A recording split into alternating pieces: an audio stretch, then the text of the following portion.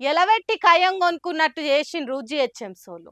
ఆడ ఆంధ్రాల జగనన్న ఓడిపోవుడు, ఈడ జిహెచ్ఎంసోలు జగనన్న ఇంటి మీదకి జేసీబీలతోటి ఓవుడు ఒక్కటేసారి అయ్యే వరకు సర్కార్ను ఇరుకుటంలో పడేసినాయి. మాజీ సీఎం ఇంటి మీదకు మున్సిపాలిటోలు పోయే ముచ్చట సీఎం సార్కు తెలియకుండానే జిహెచ్ఎంసీ పెద్ద ఆఫీసర్లు ఆ పని ముంగటేసుకుర్రట.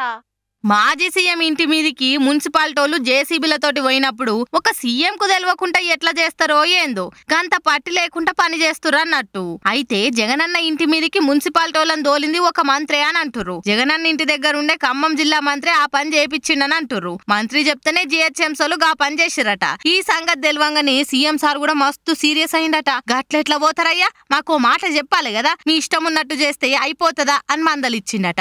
అంతేకాదు ఖైరతాబాద్ జిహెచ్ఎంసీ జోనల్ కమిషనర్ ను ట్రాన్స్ఫర్ కూడా చేసింది సర్కారు. ఓ మాజీ సీఎం కొడుకింటి మీదకే కాదాలు పోయింది.